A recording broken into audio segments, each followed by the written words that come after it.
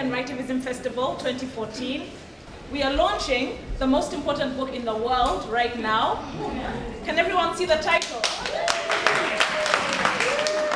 Kintu is the book that won the 2013 Kwani Manuscript Prize, and it was published by Kwani, of course, and we're here to launch that book. So thank you for supporting Jennifer Makumbi, and of course Kwani as well. Goretti Kyomuhendo is going to be speaking in conversation with Jennifer Makumbi. So Jennifer and Goretti, you're very welcome to the floor. So Jennifer, this is a historical novel. Yes. Which spans, I think, many centuries, yes, or decades. So when you are writing this novel, how much research did you have to do? That is one. And did you ever feel the weight of history?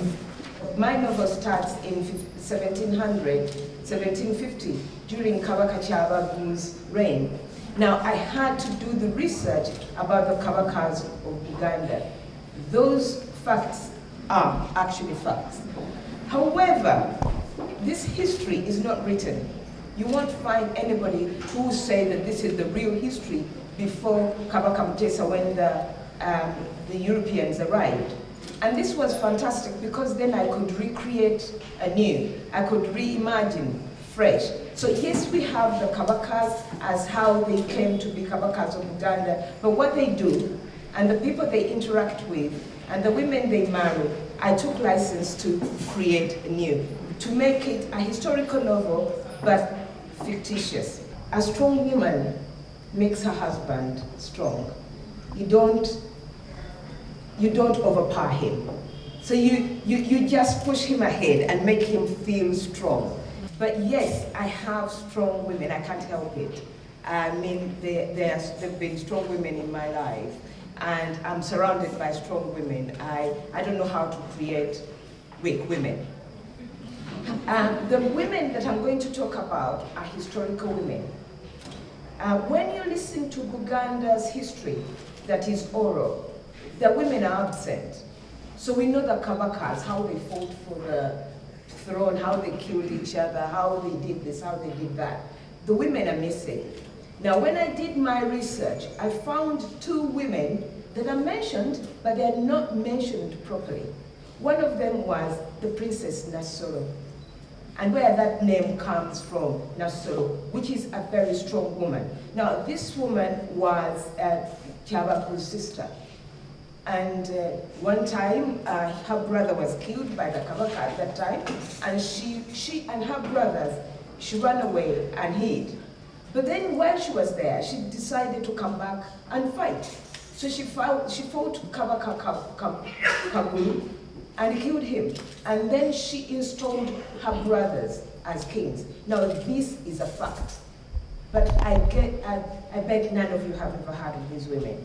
All we know is that they named her Nasoro, and Nasoro suggests animal. Do you see what I mean? That is our history, the way women are recorded. Now, the other woman was Nabulia. Nabulia was the mother of Kyabaku. Nabulia had 3 sons. Now, when one of her sons became Kabaka, she became the Namasole. And at that time, the Namasoles were very strong women. The Kabaka would run a court over there, and the Namasole would be running a court over there.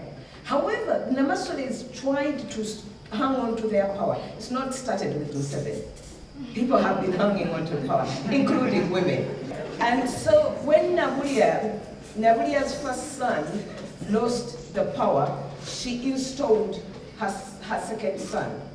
And when her second son became weak, she told her third son to kill the oldest son and take over power. By making her sons become kings, she was keeping her office as the Namasole. And those are some of the strong women who have shaped Buganda Kingdom, but you don't hear about them. So this is why I decided to go back and look into history and look at these women, because you see strong Baganda women now, and you think, oh, we've just started being strong. No, actually. Baganda women have been stronger before. Thank you.